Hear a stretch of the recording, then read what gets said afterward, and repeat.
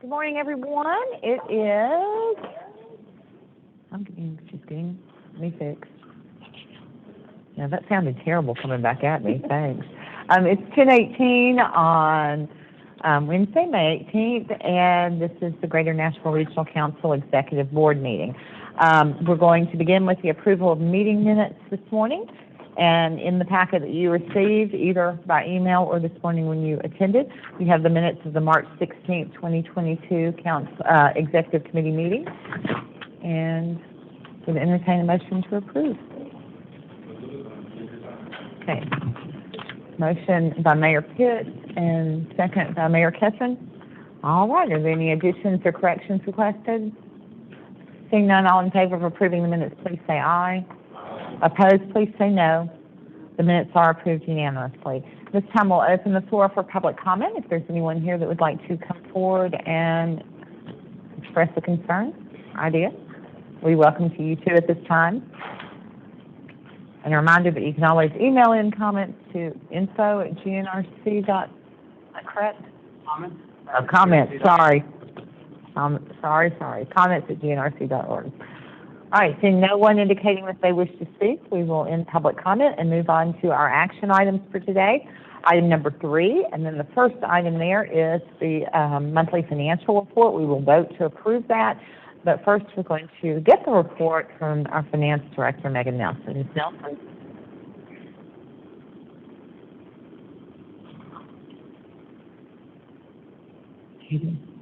Thank you, Mayor Brown. Good morning, everyone. Alrighty, so in taking a look at GNRC's fiscal performance for month end March 2022, I want to progress to the next slide.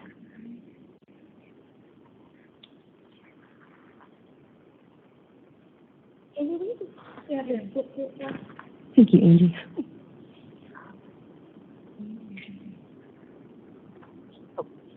Want to go to the next slide? All right, perfect. Alrighty, so as of March 2022, about 57% of membership dues were paid, leaving 43%, or roughly $307,000 outstanding in membership dues. Right now, we're running at about 60%. So for those of you that fall within that 40% category, if you can just review those invoices and follow up with us if you have any questions as we close out the last quarter of the year. GNRC expended 53% of its budget through March 2022, leaving about 47% of budgeted funds for the last quarter of the year. Over half of the funds remaining in the operating budget are related to pass-through grant funding. So our program directors and managers are working diligently to make sure that funds are spent as according to budget. As it pertains to the cash on hand, GNRC closed the month of March with 34 days, and this is slightly downward in comparison to January and February.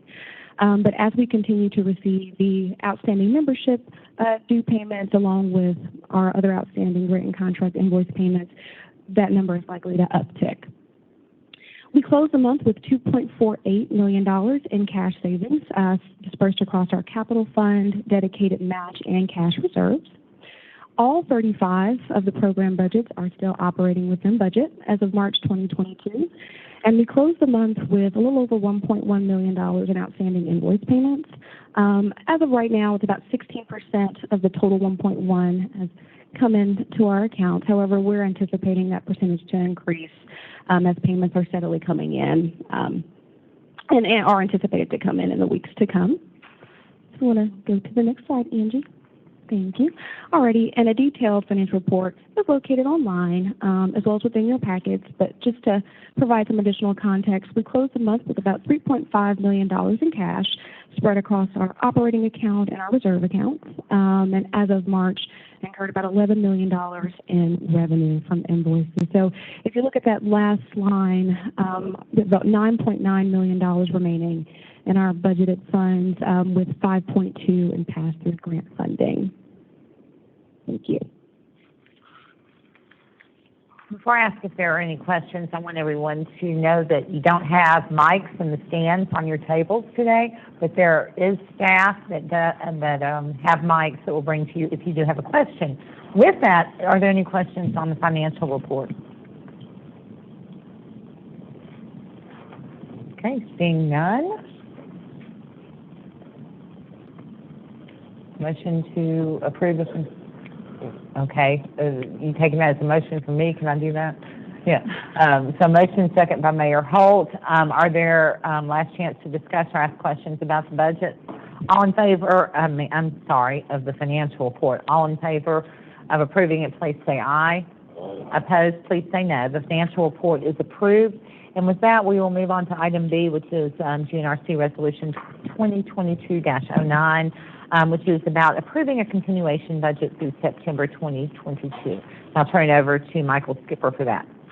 Thank you, Madam Chair. Good morning, everyone. It's a pleasure to be back with you this month. We have before you resolution GNRC 2022-09, approving a continuation budget through September 2022. And just a little bit of background before you consider this action item. GNRC operates on the state fiscal year, so July 1 through June 30th, like all of the local governments and state agencies in the room today, but we historically have deferred the adoption of our full council budget until the month of September.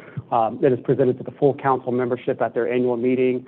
A couple of reasons why we defer it, namely that a significant amount of our funds pass through the state from federal sources, and the clarity about the levels of funding from the federal government tends to not be super clear until we approach the October month. The other reason why we defer is that the state funds and then the local matching funds that we get from membership dues also aren't really in place until you adopt your budgets, which become effective in July. So that's the rationale behind that. Happy to take any questions. We have prepared a continuation budget, though, to get us from July through September until such time we can adopt that new full annual council budget. And if you're curious, it's essentially 25% of the funding included in the fiscal year 2022 budget that was adopted last September. Is everyone clear on why we do this each year? And do you have any specific questions about the continuation of really our existing budget? Okay, I'll take that as everyone's feeling really comfortable, and would entertain a motion to go ahead and vote on a continuation budget through September. Okay, motion by Mayor Rouse, second by Mayor Pitts. Last chance for discussion. Okay, all in favor of approval of Resolution 2022-09, please say aye. Opposed, please say no. It is approved unanimously. Moving on down to item number 4, which is informational items. We're going to begin with the fiscal year 2021 annual financial audit, and for that, I'm going to reintroduce Megan Nelson, who's going to introduce our guest. Alrighty, good morning again, everyone. Today we are joined by our audit partner from Crossland, Jennifer Montanak, who will be giving us an overview of the fiscal year 2021 audit. Each of you should have received a copy of the full audit report along with a report for the committee. So without further ado, I will pass the floor over to Jennifer to give us the overview. to go to the podium.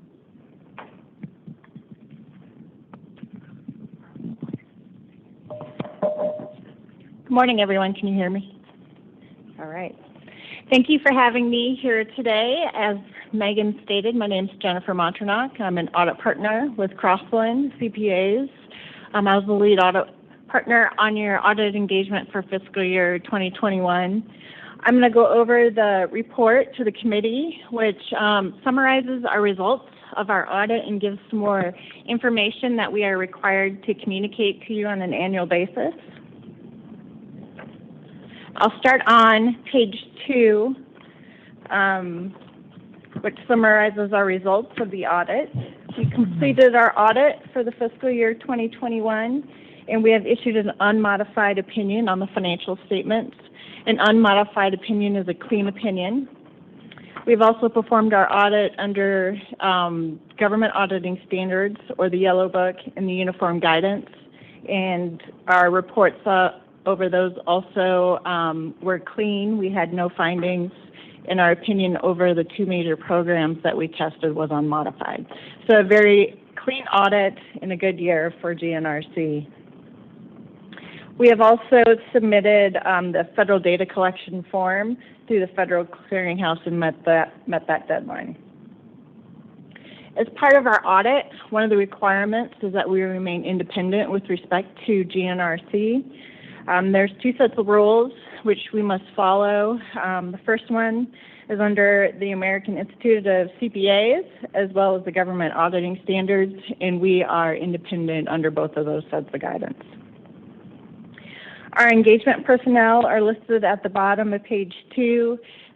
These individuals are consistent with the prior year.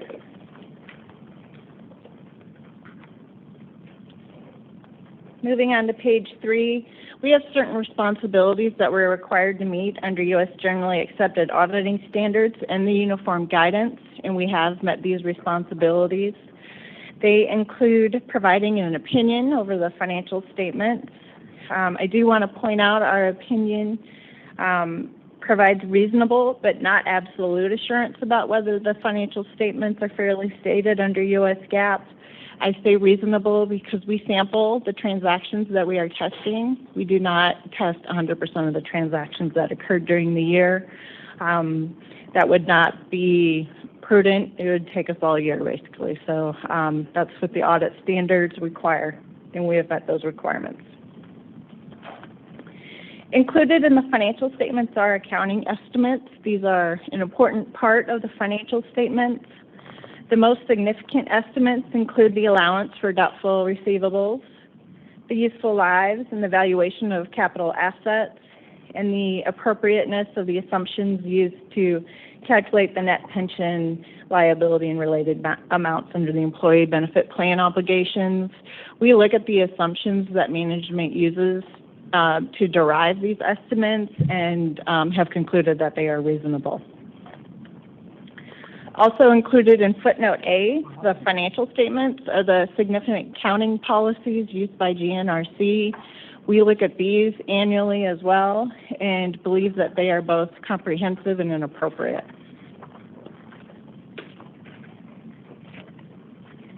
We did have some audit adjustments, which I have included in Appendix A for you. These audit adjustments have been made by management, are included in the financial statements that you have before you. Also, none of these adjustments indicated any deficiencies in internal controls. We're not aware of any alternative accounting treatments. All the transactions that GNRC enters into, there is authoritative GAAP for. We're not aware of any management consultations with other independent accountants. You're certainly welcome to gain a second opinion if you're not comfortable with some guidance that we may present to you. We just ask that we be involved in the conversation so that all relevant facts and circumstances are considered. We had no disagreements with management. This would be a situation where we may disagree over accounting standards or implementation or something of that nature, and we did not have any disagreements regarding those. Any issues that we may have discussed prior to our retention as the independent auditors were not a condition to our retention. We had no difficulties encountered in performing our audits. Management and everyone at GNRC was wonderful to work with. They answered all of our questions fully, provided us the information we need to perform our audit timely, and were great to work with. We're not aware of any fraud or illegal acts, and none were brought to our attention during the audit. At the bottom of page 6 is our areas of audit emphasis. Although we're not testing all the transactions, we are hitting all the material balance sheet and income statement accounts. On page 7 discusses recent accounting pronouncements. There is a new pronouncement that is applicable for fiscal year 22. That is the lease accounting standard that is coming out. This is a pretty big standard. Any operating leases in the past, which would have been expensed as you made those lease payments in the past, will now be put on your balance sheet. And this is for a lease that is material and long-term, so over a year. A good example of that would be if you entered into a long-term lease on one of your buildings. What will happen is there'll be a right-of-use asset that'll be placed on the balance sheet, and that'll be amortized over the life of the lease, as well as a lease liability, which will be reduced as payments are made on those. And I have been discussing the standard with Megan, and they're in a good place to implement it if needed. So just wanted to make you aware of that. Also, in Appendix B, I've included a copy of the management representation letter. We present this to management at the end of our audit each year, and they have signed and returned this to us. What management is representing is that they believe the financial statements are materially stated, and they have provided us with all the relevant information we need to perform our audit. Any questions on any of those communications? Yes, ma'am. If we can take a mic over here. I'm just, in the booklet, Appendix A is very blurred. Is there a chance for that to be sent out to us so it's more legible? Yes. Thank you. Yeah. Just to let you know, it is online right now. Okay. I'll double check to make sure that is legible. If not, we'll get it. Yeah. It didn't print very well. Sorry about that. Yeah. Anyone else with any questions? In the audit Yes, sir. report, I just wanted to point Give out. me just 1 minute, I'm sorry. Yes. Yeah.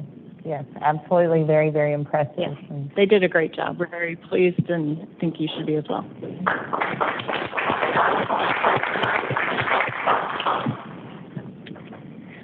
In the audit report, there's just a couple things I'm going to point out. In the opinion, which is on page 3, that's towards the top of the page under the opinions paragraph. If you hadn't seen that language before, I just wanted to point that out for you so you can read it. Also, on page 22, there was a new GASB that was implemented this year, GASB 84, which related to the fiduciary funds or the custodial funds for the council. There's a new statement which has not been included in the financials before. The balance sheet on page 21 has always been included in your financial statements, but now the activity that occurred during the year and the statement of changes in fiduciary net position is now a required statement as well. So I'll give more information about the changes in those accounts. And then on page 56, this in the financial statements also summarizes what I just communicated to you regarding the financial statements, that we had an unmodified opinion and no findings during the year. Also, our major programs are listed towards the bottom. We tested the aging cluster and the family caregiver support. there any other questions regarding the audit report?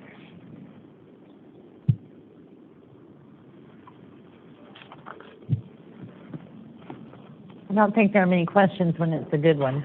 Yeah. So, Thank you. I appreciate you having me. thank you so very much. We appreciate you working with the GNRC. Moreover, we appreciate the fine fiscal management of GNRC. My compliments and on behalf of this board to the entire staff for great work, great year in review. So thank you so much. So that's just an informational item, and then the next informational item we have today is the presentation of the Tennessee 3-Star designation. To introduce this guest, Matt Von Lunen is going to take the podium. Good morning, everyone. Jody Slager is really a lady that doesn't need an introduction to many of you in the room here. She's been the statewide director for 3-Star with Tennessee Department of Economic and Community Development since 2015 and has gone around all 95 counties many, many times since then. I'm not going to steal her thunder, but the 3-Star program, as you know, brings stakeholders together from across your communities to help with asset-based planning and just general promoting good government. After Jody's remarks, I believe we'll do a plaque presentation and photo op back against this wall, but I'll turn it over to her and let her say a few more words about the program.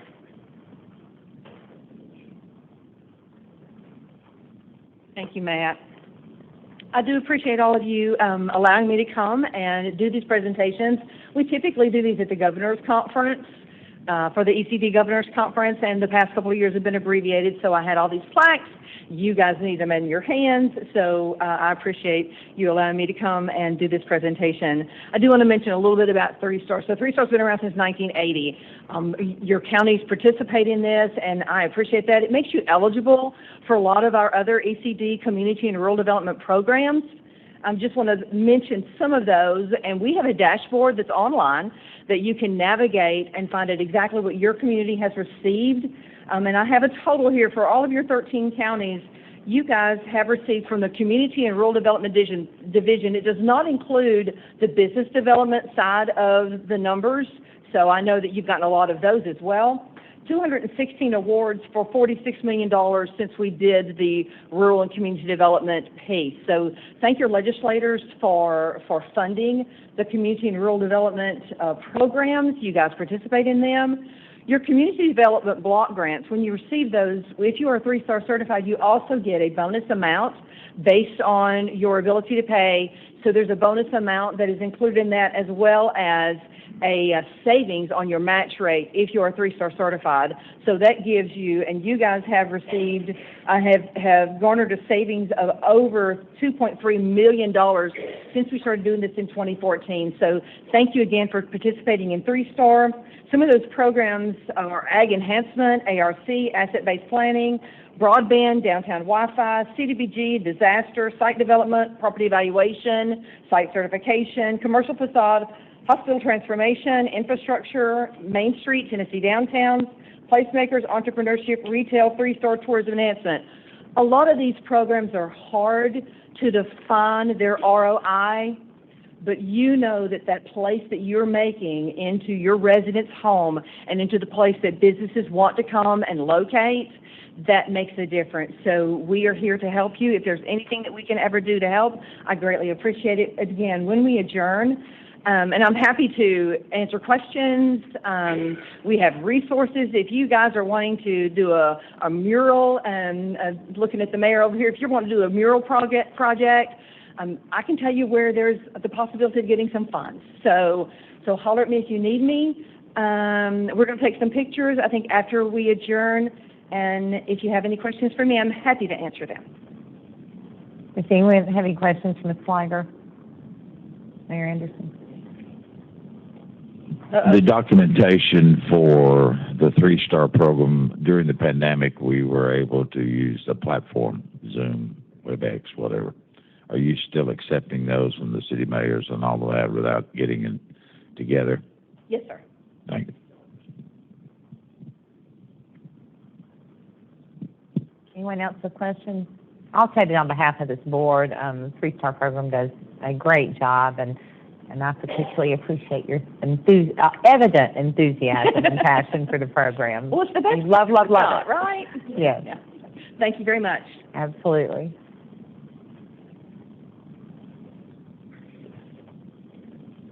All right, so that concludes the informational items, and we're going to move now to the chair's report. And I just have one thing today, and this is a resolution that I and the staff of GNRC are presenting to all of you. It's being passed out at this time. And I'm going to read it to you, and I think you'll feel real comfortable voting in support of it. So this is Resolution GNRC 2022-10.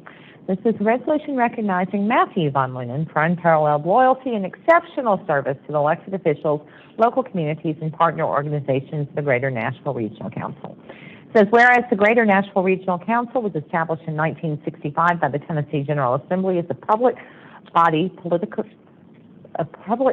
politic and corporate to serve northern Middle Tennessee, and further empowered as a Regional Council of Governments in 1988. And whereas GNRC has been designated by the U.S. Department of Commerce Economic Development Administration as an economic development district to represent and advocate for the collective economic interests of the Tennessee counties of Cheatham, Davidson, Dixon, Houston, Humphreys, Montgomery, Robertson, Rutherford, Stewart, Sumner, Trousdale, Williamson, and Wilson. And whereas GNRC has established an in-house Department of Economic and Community Development to provide a range of professional services to help federal and state agencies, local governments, and non-governmental organizations create and retain jobs by aligning infrastructure and community development investments with economic initiatives. And whereas in 2014, GNRC hired Matthew Von Lunen to help expand the organization's capacity to serve a rapidly growing and diversifying region. And whereas during his 8 years of service to GNRC, Mr. Von Lunen has distinguished himself as a reliable resource for leaders within the public and private sectors, as evidenced by his deep knowledge and understanding of the economic development needs of urban, suburban, and rural communities, his expertise and skill in grant writing and grant administration, and his commitment to achieving success for his clients and partners. And whereas Mr. Von Lunen has been directly involved with securing and administering millions of dollars in federal and state funding to enhance the quality of life and economic competitiveness of Middle Tennessee communities, now, therefore, be it resolved that the Executive Board of the GNRC does hereby recognize the unparalleled loyalty and exceptional service of Matthew Von Lunen to its elected officials, local communities, and partner organizations. Be it further resolved that members of the GNRC wish Matthew continued success in all his future endeavors to create opportunities for prosperity across Middle Tennessee and beyond, and that a copy of this resolution shall be presented to Mr. Von Lunen as a token of the Executive Board's appreciation and thanks. With that, I think you all know that he is leaving the organization, and I think that the least we can do to show things is to support this. Motion, second. All in favor, please say aye. And I think Mr. Skipper's going to say a few words, and I'm going to ask if I didn't know where you were. You're over there. I'm sorry I didn't read. I'm sorry I didn't read better today. But and then we'll probably ask if he would like to say a few words. Well, I'll be brief because the resolution, I think, says it all. But I do want to say that there have been so many wonderful people who have worked at the Greater Nashville Regional Council, many wonderful people who currently do work at the GNRC. But it'd be hard-pressed to find anybody better than Matt Von Lunen. We're very appreciative to his service to all of you, but as well as the organization. I'll never forget what he provided to us in terms of stability through a lot of rapid change and evolution within our organization. Just want to thank you, Matt, personally for being with us for 8 years, and looking forward to watching you do great things at NTIDA and beyond. So thank you for everything you've done.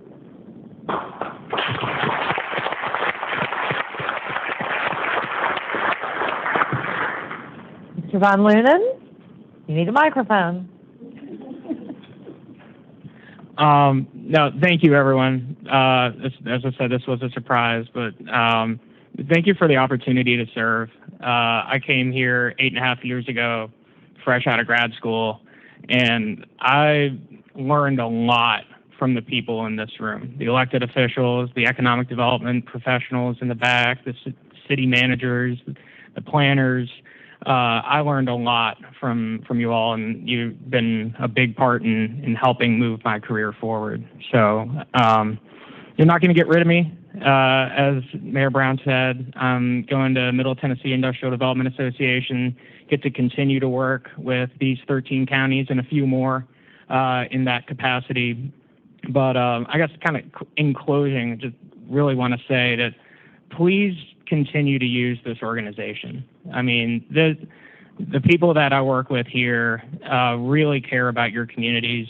They stay up late and go to meetings. They drive hundreds of miles around the region every month. They really care about the success of our region, and it's a great organization, and I'm definitely going to miss it. But as I said, looking forward to working with you guys in my new role as well. Well,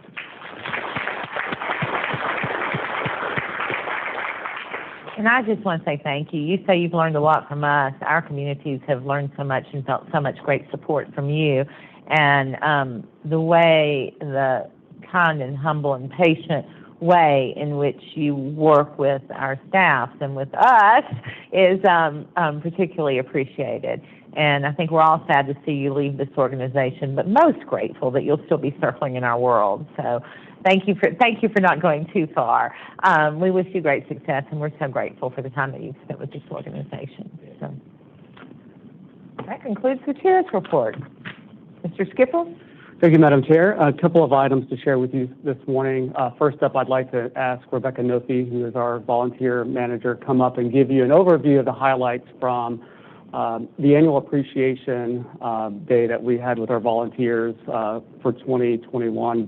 We had this back on April 12th. So if Rebecca, you'd like to take the podium and give the group some highlights from that day and a look at the amazing accomplishments of our volunteer crew throughout the last year.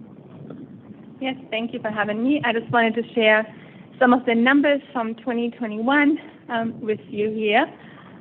So we had volunteers contributed over 19,000 hours.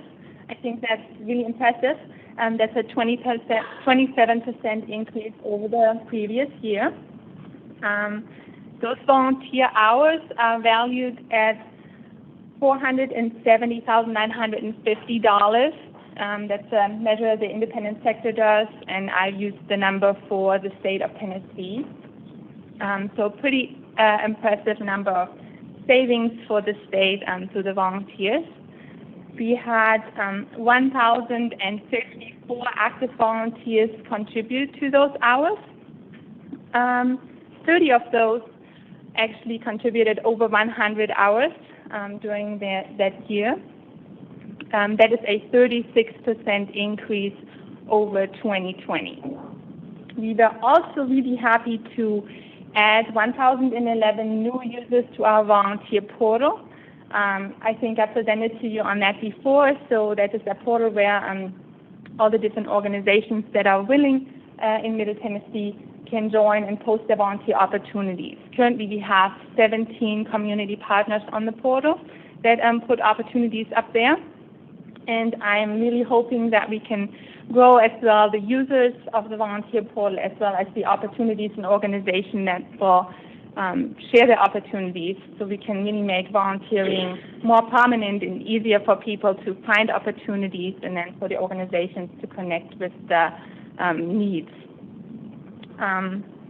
Then for our letter campaign, we have sent almost 25,000 letters to individuals in nursing homes and assisted living facilities in 2021, and that puts us to a total of 41,608 letters since the start of the campaign in April of 2020.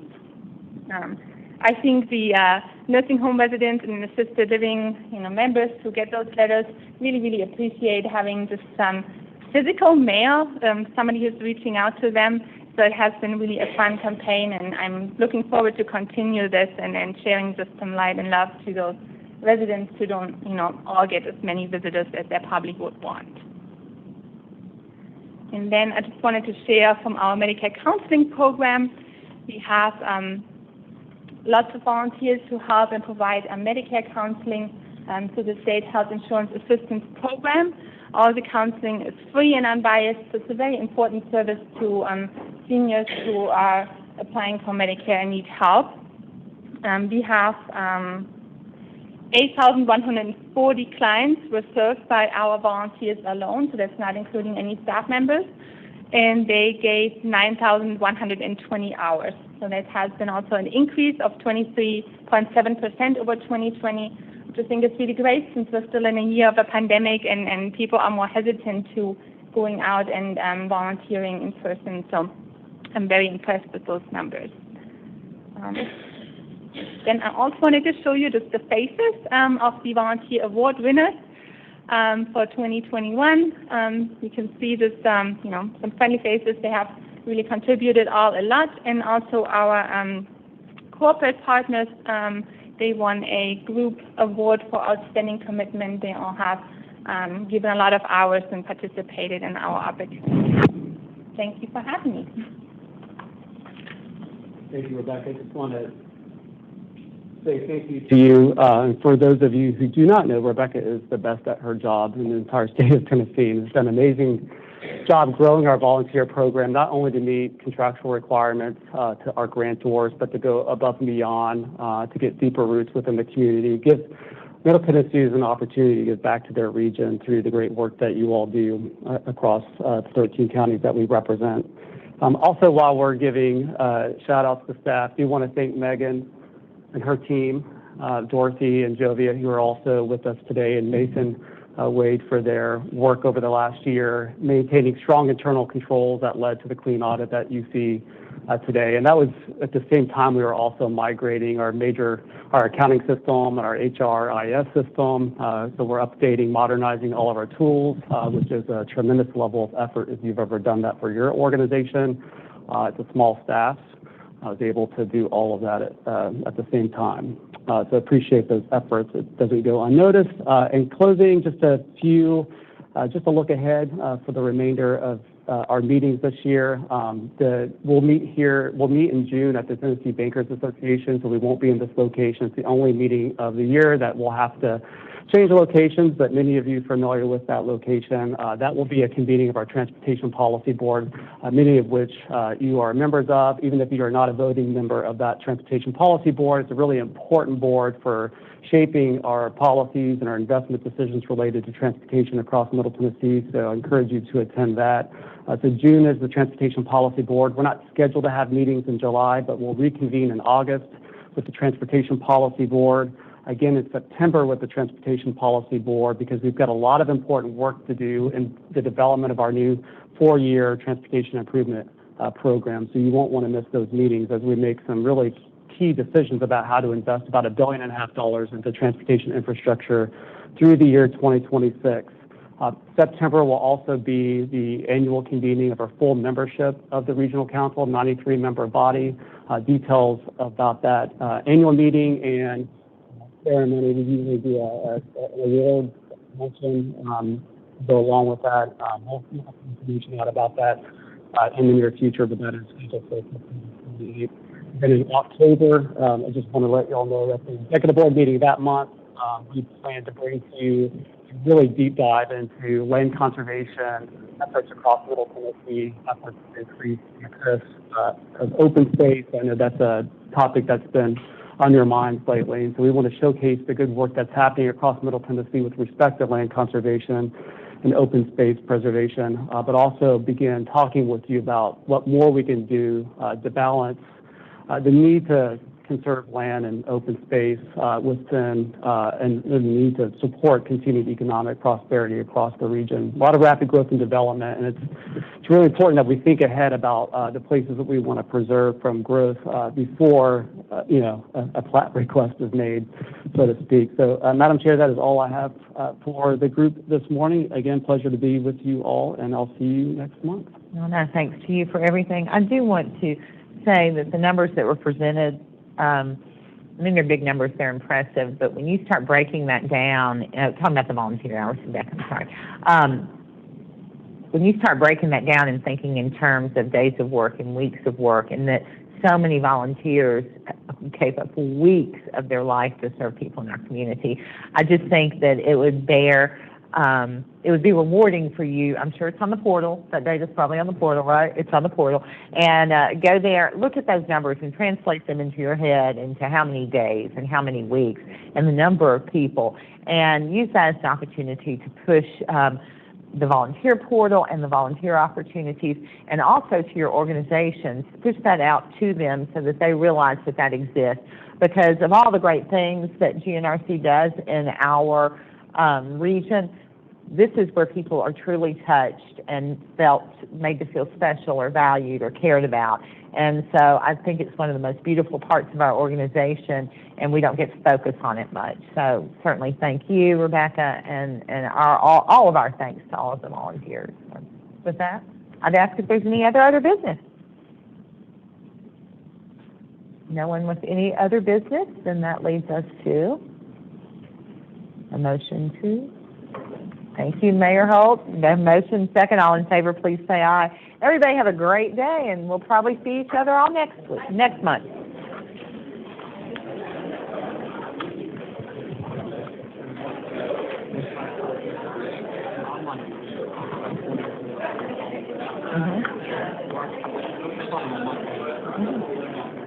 I didn't know that. I did not know that. Yeah. Can you go ahead and sign this?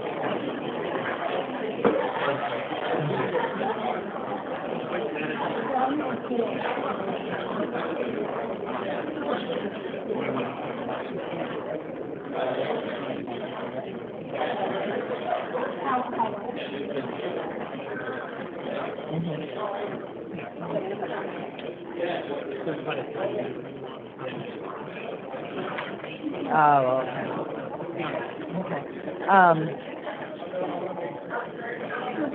Two things I want to mention to you.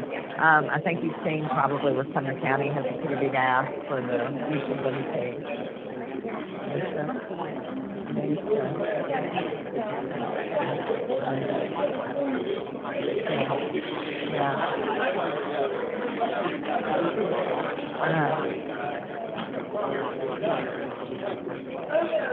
Right, I understand.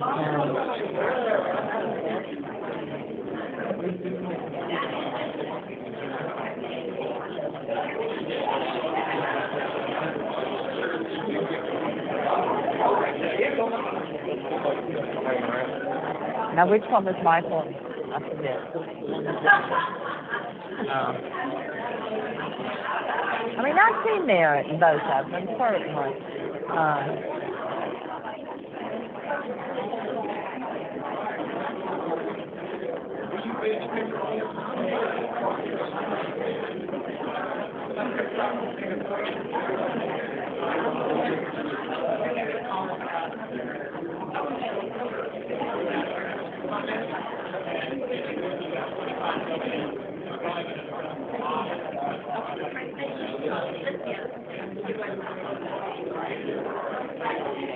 Hi. I'm Sarah with you. Oh, hey! I know, we were in that meeting last week, and I was like, dang, she's not here. And I told her my whole life story and why about everything that was wrong. So I'm so glad to see you. Yeah. Oh, no. Hardly. It's just somebody that just stick in here. But honestly, I have been around long enough.